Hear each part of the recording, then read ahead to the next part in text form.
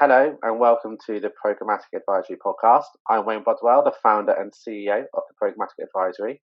You are either watching this on YouTube or listening to it through a podcast provider. So please don't forget to click and subscribe so you can find out all the latest from a content perspective from TPA. Today we're going to talk about marketing measurement, and I'm joined by Mike and Cal from MIQ. I have known MIQ since their inception as a UK business, and they have gone from strength to strength, scaling into one of the world's largest programmatic companies. But rather than me doing an awful introduction and explaining what they do, Mike and Cal, if you could just introduce yourselves and your roles and explain a little bit about what MIQ do for listeners. Cool. Yeah. Hello there. Cheers, Wayne. Thanks for having us. I'll quickly introduce myself. I'll let Cal introduce herself, and then I can just talk you through what MIQ does. So, my name is Mike Gray. I run the client partnerships team at MIQ, head of client strategy. Great, thanks, Mike and Wayne. I'm Cal. I am a product leader at MIQ, and I run our measurement and analytics strategy. Cool. And then in terms of what MIQ does, thanks for the introduction in terms of the business, Wayne, a good friend of the business, know our proposition for a while. For those that don't, in essence, MIQ are a global programmatic media partner. So we run primarily media campaigns across the globe. We started in the UK about 10 years ago. We've been running for a decade, and we've scaled globally. So we are across the US, we're across Australia, Southeast Asia, EMEA. So pretty much where you've got addressable inventory or the opportunity from a real-time bidding perspective to run programmatic media campaigns, we have capability to do that. We have people on the ground. The one thing just to reference here, a lot of what, certainly in relation to measurement as well, and our kind of analytics services, is the second office that MIQ built was over in Bangalore. So still our biggest office globally, and is what we call kind of our centre of excellence. So that houses over 300 data specialists. So that all research capability through to our analysts, through to our development teams, our technology teams.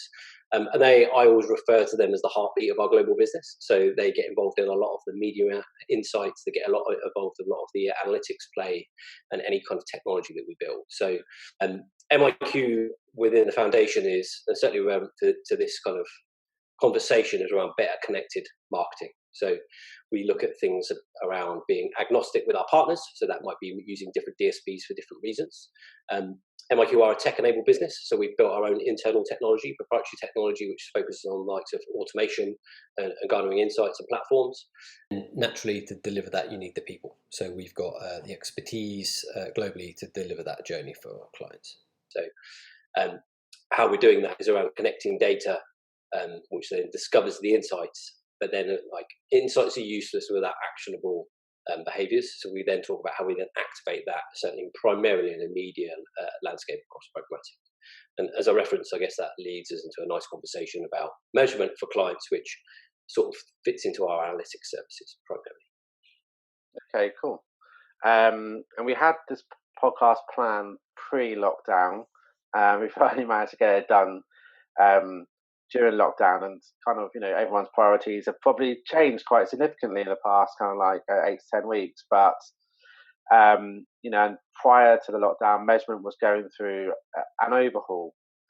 We've got new legislation, such as CCPA, GDPR, which is being enforced a bit more widely, and how you can use user data for measurement, as well as, you had the browsers and other businesses with large numbers of consumers have sort of rethought their approach to data. But I think it'd be safe to say that coming out of COVID, or as the lockdown starts to release and brands start to consider what their plans are for the rest of the year and going into next, measurement is going to be one of their top priorities. They're likely, brands are likely going to be tasked to make their marketing budgets work hard as hard as possible. That doesn't necessarily relate to ROI or response advertising. It also relates to brand metrics as well. So today we're going to be talking about the evolution of measurement and the opportunities. And I guess my first question would be, as measurement is evolving at pace, what are the things brands and buyers in particular need to be aware of? the benefit that MIQ has as a global business is the benefit of looking at privacy and regulations by different regions, and that's a big part of where we look at things like privacy, and then we talk about precision, talking about measurement as well. So what we kind of always try and caveat is looking at, for advertisers, the demand for precision, which I think we can all agree in the industry it's super useful. But then not at cost, but like how do you then play that off against privacy? So ensuring that consumers have privacy of data, privacy of consuming information. So it's like what we always talk about is a bit of an ongoing pursuit of perfection as well. So as we know, the industry evolves every day. So it's unlikely to be complete, but just making sure that we're as far and advanced and sophisticated as we can ever be. And I say that it's evolving constantly, and the technologies are evolving constantly. So where we're talking to clients about things like measurement and where that comes into outcomes and precision, just making sure that they are at the forefront of the industry. And there's not a one size fits all approach. It's not, that's not a scalable approach. It's actually talking to brands, clients and agencies about, for those individual clients and those individual campaigns, what are the goals and what are the KPIs that they're looking to achieve. So a brand campaign versus a performance campaign, how is it going to be measured? And then also, if you're a retail client versus an auto client, how are you measuring effectiveness? So it's not a case of like a tick box. It's actually where we as MIQ and certainly the industry think about understanding what it means to that client or that campaign, and just making sure that it's right and that the right KPIs, the right metrics and the right attribution is being awarded. We're definitely focusing on that in terms of the bespoke conversations that we're having with brands. And I think one thing that I would add to that I would say we really need to be conscious of is like the changing landscape around identity and what it is that actually underpins the way that we do measurement. So with third-party cookie support kind of going away over the next few years, for example, we know that's going to result in a really big change around some of the measurement frameworks we've used historically, especially around attribution. And so that's something that I would really encourage some of our listeners to be thinking about, is how does the identity framework and strategy actually support evolving evolutions within that privacy ecosystem, within that identity ecosystem. Yeah, I really like that as a kind of a takeaway for the listener, is that kind of customized approach based on, you know, what the brand is trying to achieve and then measure. Because some brands will be less reliant on a third-party cookie for their measurement needs. Yeah. Others will be heavily reliant on third-party cookies. Some would be, you know, maybe a bit more discerning about privacy. Others maybe less so. There's a bit of a spectrum. So yeah, I do think you've got to consider that on a case-by-case basis. And I think that leads nicely actually into what are kind of the different measurement models that are in place today across the types of brands that MIQ works with. Yeah, I think I can take this one.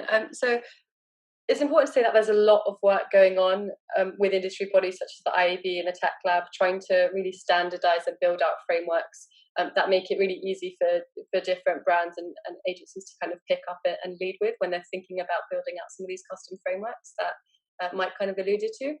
But when we really strip all of that back and really reduce measurement to its core essential principles, when we think about how we validate investment as an industry, there are 4 key frameworks that we should be aware of. So the first is media mix modeling. So that's typically an aggregator type of modeling, which is done with kind of more macro data sets, such as how much you've invested in TV, and your sales data. So how many sales did you actually get on the back of that investment? And you use things like regression modeling to overlay those data sets and understand, okay, well, when I invested in these channels, was there a relative lift on the back of that? And MMM is really, really popular with clients who are less data rich. So you think about like FMCG clients who don't have highly transactional websites, who don't kind of own that transaction point. For them, it's really important for them to be able to understand that channel mix and where sales are coming from, but they're not able to do it, for example, through a transactional website in the way that a retailer might be able to, or an e-com site might be able to. Typically with MMMs, it's like I say, it's a very kind of conventional way of doing measurement. It kind of goes all the way back to when media mix first started and when people first started diversifying their channels from like TV to radio to billboards, and it's stayed along with us in digital. one challenge that people have had with MMMs historically is they're really good for measuring kind of long-term impact, but they don't actually tell you anything about how your short-term goals are actually affecting performance. And that's where attribution comes in. So attribution is used for us to look at what is the contribution that different partners are making across the kind of digital supply chain to a conversion, and to establish how much credit you should give to each person in that journey. And attribution is used usually on an always-on basis for advertisers to understand on a short-term from a short-term measurement perspective how much value each partner is bringing and how they're actually converting. And we could have a whole debate about attribution just on this topic. There are various different models within that. I guess last click is really popular when you're thinking about search. Multi-touch attribution is really popular when you're thinking about more sophisticated plans, which include other channels. And then the other two types of measurement that we always talk about as well are brand surveys. So brand surveys are very different to attribution, because what they do is that they help advertisers understand things like sentiment, ad recall, like if I'm actually investing in a campaign, or is it changing the way that people are thinking about my brand? Do they even know who my brand is? And if they do, like, what do they think about it? Brand surveys, again, would usually be more associated with agencies and advertisers who are really focusing on kind of high reach campaigns, or campaigns that don't really have transactional data points. And brand service is a really good way of kind of gauging how impactful your brand campaign is in affecting any change, basically. And then the final one is controlled experiments, or A/B tests. There are a few different ways that people talk about these. Typically, A/B tests is basically when you have one group of users who don't see an ad, another group of users who see an ad, and then you measure what the relative lift is in performance from the users who have seen an ad. And with the idea that if you're seeing an improvement in performance on the back of users who have seen an ad, you can infer that there's a causal relationship between that performance improvement and the investment that you've made.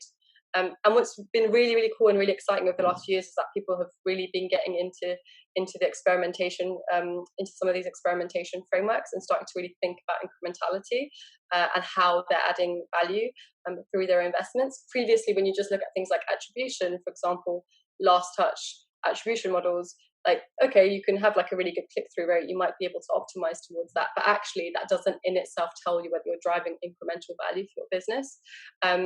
And experiments have been able to do that in a new way, kind of shifting the landscape a little bit and making sure that people are now starting to think about value when they think about how they measure impactfulness. So those are like the main frameworks, but it's really important to kind of circle back to Mike's point that in an ideal world, as an advertiser, you would have a holistic framework which kind of blends the short-term measurement capabilities of something like attribution and the long-term measurement capabilities like MMM, so that you can kind of see in a holistic way how your strategies are impacting across the course of the year as you kind of develop and diversify your marketing strategy.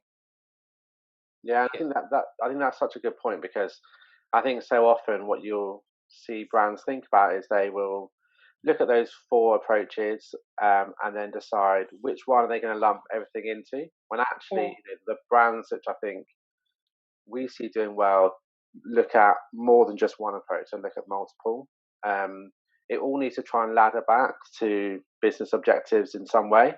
And then, as you mentioned, also, incrementality has been, I'd say, such a hot topic in the past couple of years in particular, because if you do select a measurement model, or within that an approach, you can find a lot of false positives, and you start optimizing towards things which don't grow your business. They just look good on a spreadsheet. So trying to find ways to connect all the things that you can measure, the different approaches, to create something which is feasible and robust to go, well, here's how we should invest our money, isn't as simple as just, lumping it all in one approach or going after one thing. Definitely. And I think the IAB has done a lot of good work around kind of challenging this idea that you should have like a really simplistic view around things like attribution, and really trying to educate people around the fact that click-through rate is a metric, for example, that was created to measure search. Like, we should not be using it to measure the effectiveness of display. And I think that education piece is still ongoing, and we all have a bit of a role to play in making sure that we kind of get that across. Yeah, Yeah. totally. And so, the clients and kind of marketers that we speak to as well, the things like media mix modeling is in some ways, a complicated task to execute as well. Certainly in-house teams as well. It's kind of a mixture between your data science team that you have as a brand, your economics team that you have as a brand, the marketing team that you have as a brand. We always have that conversation with some of the marketers that it's hard to get some of that resource to dedicate those sort of projects as well. So it's really important to understand how you can do it in the right way as well. Because it's, as you say, this is an ongoing process, and it's probably not one of the easiest processes that you can execute when you're thinking about measurement as well. So, yeah, entirely. I definitely think media measurement has been quite often outsourced to agencies and service providers in its entirety, and often you'll have a proxy for the media you're running, and then they do some sort of weird mapping against like how they do it internally. With their data science, when actually if you can try and connect the two so you can understand where you should invest in media based on what the business thinks will drive success, I think you end up being in a good position. And obviously when we talk about this type of measurement, it does lend itself towards e-commerce and high transacting websites, but it's the same approach if you're trying to manage reach and frequency, or you're trying to create brand recall or favorability. The measurement approaches that we went through they're very similar. It's just tailored, I think, to the different types of business that you might be.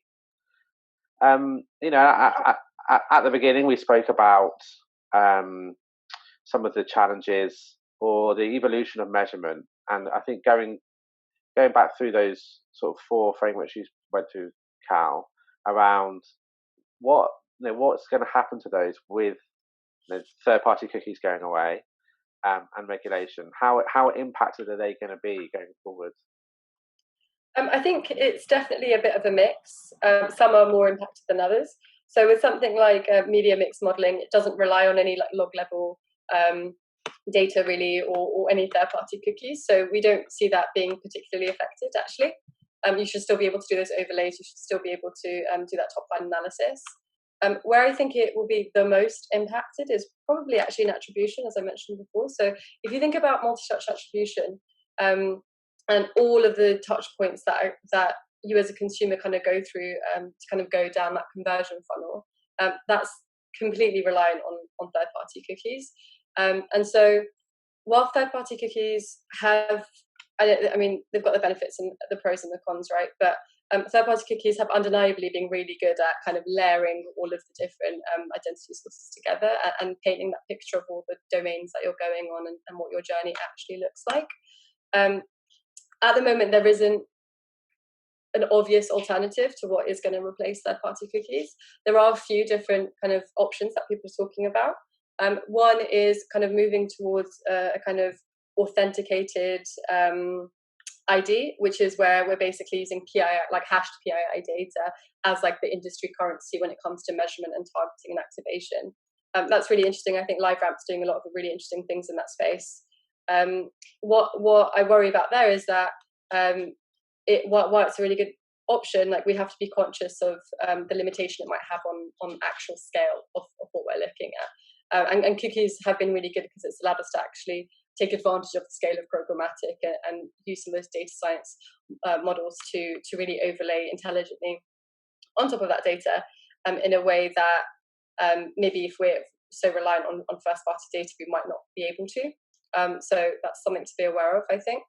On the other side of things, like for example with brand surveys, one prediction which I think holds true is that we'll probably see a return to kind of old school measurement frameworks. So for example, when we're doing A/B testing, instead of relying on like charity ads or our cookie level splits, we might start looking at like geo splits.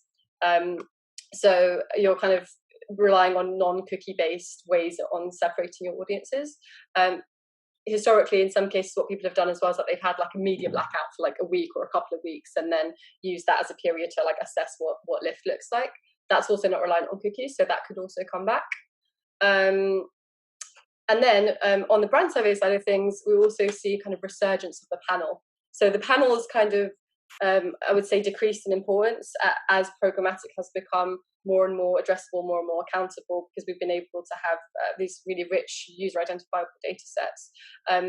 And if you think about like the history of the panel, when Nielsen and those guys first started, they were really effective in driving like large scale campaigns. And they still are, I would argue, in doing that. What I would worry about a little bit within this context is like what happens to smaller advertisers or like emerging advertisers. Like how do they actually start to measure impactfulness and effectiveness with some of these, with all of the things that I suggested, except for geo experiments, blackouts, they all rely on some level of scale. So that's something to be really conscious of. But one thing that I would say is we have 2 years, right, until third-party cookies go away.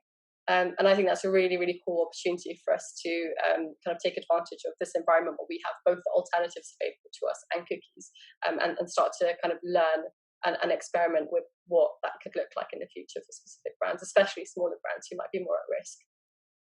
Yeah, and as you were going through that, I was sort of thinking about some brands that we work with and the different approaches they take. And I think so often brands seek a perfect solution. Perfect and easy. Reality is you're not going to get either of those too quickly. I think actually the embracing some imperfect information, but trying to which will happen if you start to scale, and try to identify false positives and make sense of it. I think is maybe the challenge in how to think about measurement going forward, because all those approaches have a gap, you could argue, in some way. So I guess it's just embracing that and just thinking about how to align them, and just recognise that there isn't going to be a one size fits all silver bullet solution that will work for you tomorrow. It does take a bit of time and energy, but it probably, as we said at the start, is probably the most important thing brands need to think about. So they can understand how best to invest in a challenging financial situation, which undoubtedly we're going into. At the forefront of this is probably, is Google, who released the Ads Data Hub product, which, for those who don't know, is essentially a data clean room where it's stripped of PII, and they do a lot of hashing, and it provides aggregated reporting. I know that whenever I chat to the MIQ team, they always get really excited about the stuff they're doing with Ads Data Hub, which I think is sounds like MIQ in a nutshell. But it'd be brilliant if you could talk through some of the cool stuff you've been doing with Ads Data Hub. So like you mentioned, Ads Data Hub is essentially Google's kind of olive branch to the industry, where they want to. They understand that there's been a lot of backlash around not making log-level data available on the back of GDPR. And so they've created Ads Data Hub as a safe space for you to access log-level data, but a place where you can't actually remove any of that log-level data. And what's really cool about this kind of concept of Ads Data Hubs is that a data hub, by definition, brings together all of your data properties into one place, which means that and what we found in Ads Data Hub is that the data is generally cleaner, so it's easier for you to join, manipulate that data, play around with it, and it's also easier for you to collaborate as a team across that data set. And so the way that we've approached this is kind of emulating some of the pre-existing analytics work that we've done outside, like within the open web, and replicating it within Google. So the key strengths of Ads Data Hub are really around measurement and custom activation. And so we've really lent into those two streams. So on the measurement front, we've been working with clients to build out custom measurement KPIs. So for example, for a telecom client that we were working with, they were historically very concerned with viewable impressions. What we did is that we helped them through Ads Data Hub by connecting their campaign manager floodlight data, their DV360 impression delivery data, and their viewability data to create a custom KPI which is looking at viewable non-bounced impressions. So we're not just rewarding viewable impressions, but we're also rewarding viewable impressions that lead to clients actually spending time on their site and engaging with their brand. And we were then able to build out a predictive model on the back of that we could feed back into DV360 for us to start to target users with propensity to kind of do the same and to then go on to convert. And that's really quite customized. That's directing their specific need. We're now able to replicate that if we need to on a templatized basis. But our main focus is on, at the moment, testing and learning with our clients, and then building out the right KPIs that actually work for them. And then on the kind of generic attribution side of things, we've also been working on things like custom multi-touch attribution methods within the Ads Data Hub ecosystem, using some of that really rich campaign manager data. One of the challenges that we have had, and I think it is like worth a mentioning challenge, because ADH isn't like a kind of panacea of everything, is that because it's a privacy by design framework, what that means is that there are restrictions within the platform which like physically prevent you from making certain types of queries. So for example, if I'm like making a query for a set of users, I can only ever extract any information on those users if it's a minimum group of 50 users. And that's one of the protection mechanisms that they put into place, so that I can't find out, for example, that, yeah, it was Mike who made that conversion. And that kind of circles back to the point that I made earlier around some of these platforms that being really exciting and really interesting for users with bigger data sets, but again, potentially limiting for smaller advertisers and smaller partners. Just to add to that from a client perspective, also linking back to some of the previous points that Cal made about like emerging clients and I guess what the industry needs more D2C startup brands. Yeah. Certainly that point of like their whole trajectory in their digital curve is about scale and growth. That's how they scale, right? They have to evolve, and that's really prevalent in terms of that point right at the top about just not sticking with what you've got. It's about constantly evolving and kind of iterating. And certainly around like the ADH conversations that we're having with those type of brands that are interested in that sort of detail because they're quite digitally first, data centric. That things like path to conversion analysis is about consultancy around that rather than here's what we're going to do. It's more actually MIQ having a conversation about looking at data, looking at the insights, and then saying this is our advice based on what we see and what we think the framework should look like. If that makes sense, as opposed to just working towards something that's been set by a brand or client. And that the like custom bidding part as well is super interesting for a lot of the clients that we're speaking to. When you start getting into the predictive world, and certainly from an ADH point of view, really exciting. It's new, and it's also utilizing expertise and skill sets that are going to benefit their business. But it's just being a bit more bespoke, as we said from the start, as opposed to just generic. Yeah, it's actually a good point you make on D2C brands, because some of the earliest, I say earliest, but some of the ones like 4 to 5 years ago were seen to be growing rapidly, but time have just gone essentially bust. They haven't done so well, and I think that's because a big part of their cost base is marketing to try and get users and get scale, but they've just measured it in the wrong way. So they've oftentimes double, triple, quadruple counting conversions against channels. They don't really understand like what the brand impact is. I think, as you say, some of these digital first brands in particular are kind of rethinking that model. And as you say, it isn't just a case of sticking an ad server, look at last click. It has to be more tailored and more, kind of accurate to what the ambitions of that brand are. Yeah, and as you say, like probably everyone uses it. The test and learn adoption is super key in a programmatic world. And to that point, Cal's point about 2 years of kind of the infrastructure, that's also learning and test and learn time as well. And so again, it's easy for me to say the DC brands have the opportunity to build the framework now, but they kind of do. They're data centric, they're e-commerce focused. They've got the ability to build the framework now and then iterate, as opposed to some brands to speak to. It's kind of getting to the measurement or the attribution conversation, as you say, like a couple of years down the line. It's sort of the ideal world is like do it at the start, get the framework there, and then build on it, and then you've got a really good test and learn basis and platform to go from. So we spoke about Ads Data Hub. There's clearly ecosystems outside of Google, thankfully.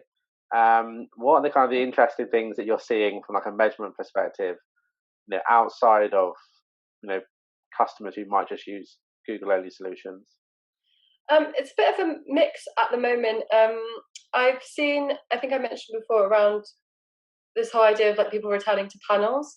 There've been a few initiatives rising around like focusing on attention metrics and kind of changing the conversation a little bit. So we're moving away from these, I guess, arguably Google-based metrics such as click-through rate, and trying to focus instead on attention metrics and how people are actually engaging with your brand. That kind of lends itself towards potentially thinking about programmatic more as a brand-centric kind of medium, which, I mean, I don't necessarily agree with. I think we can still have both brand and performance, but from a future-proofing perspective, I think it makes sense for us to integrate that into some of the work that we're doing. So the Attention Council is one group that's doing that, which is being led by a few research agencies, a few TV measurement vendors, and a few other agencies as well. I think they're doing some really interesting stuff. And then on the kind of publisher front, we're kind of seeing what some people are calling kind of positive walled gardens for publishers, where they're starting to work across publisher groups, so the likes of the Ozone Project, Reach, maybe even you can argue like Rubicon as it starts to evolve again.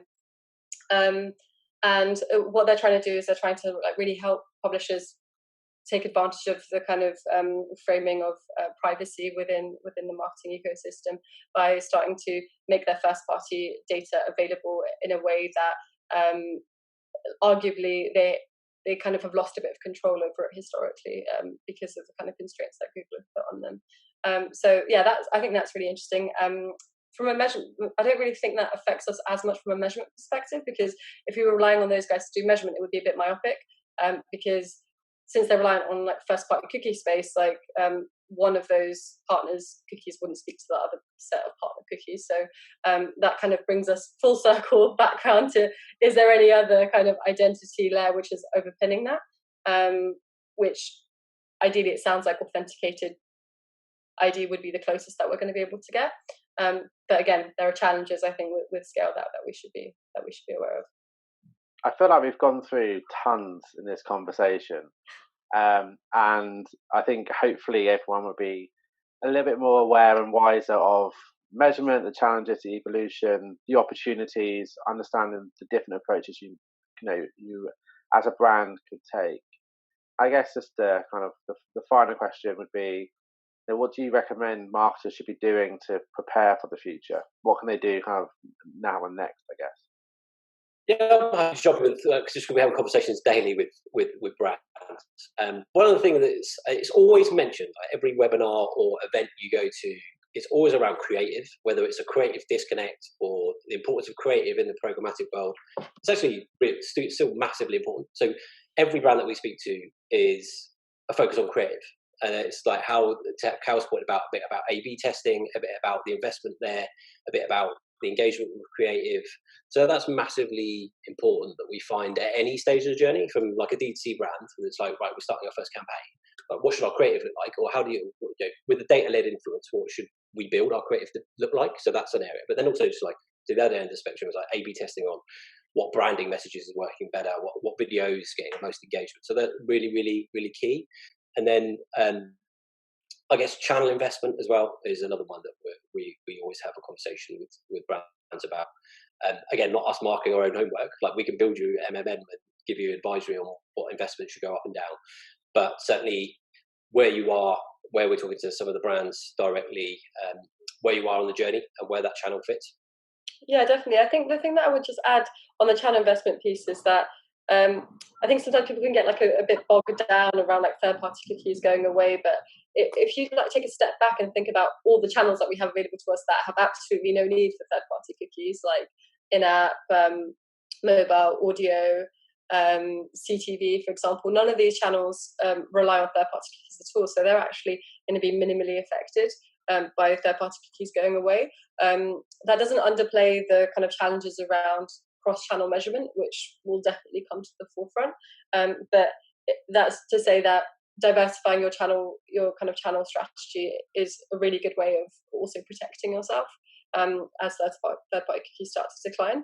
But it does mean that you have to really lean into an identity strategy. And I would say that kind of to speak to Mike's point again, like the importance of your first-party data is like really, really pivotal now, I think, more than ever. So have a think about like how that fits into your identity strategy if you haven't already, and how you can really take advantage of that data. CRM data is so powerful, and I would say it's like probably one of the most underused sets of data when it comes to marketing. We've used it for various clients to really great effect in terms of tying that marketing loop. And to kind of speak to your point, Wayne, around D2C brands who kind of like start to fall flat because they're so obsessed with that short-term kind of acquisition piece. All of these brands already have access to really rich CRM data, which they can use to kind of learn and build up prospecting segments from, right? If they know that there's certain patterns coming from new clients. So yeah, I would say take advantage of that. Also, I guess the next thing to think about is like, who are the partners that you're working with? Are your partners future-proofing in a way that is aligned with like what you need to kind of evolve to your next level of digital maturity? Asking those kinds of questions from your partners, I think, is really, really important now more than ever as well. Cool, excellent. So I would guess in summary, marketing measurement is changing and evolving, largely owing to data access through regulation and walled gardens, browsers. But the brands listening to this, if they can think about, focus on kind of what should their measurement model be, what's the internal data, the external data they can use to bring that to life and make it as robust as possible. And then, of course, try and connect that as best you can through partnerships into media investment. Easy to say in 20 seconds, very difficult to execute. But I think, a lot of what we've gone through today, I think will really hopefully help brands just think probably a bit more laterally and a bit bigger about measurement, moving away from those short-term obsession with, particularly, cookie tracking measurement methods, thinking a bit more greater than that, I think. I guess on that note, I'd like to thank Cal and Mike for joining me today for a great discussion. Hopefully everyone who has seen or listened to this is now a little bit wiser about marketing measurement. So until next time, stay safe, and we look forward to seeing you then.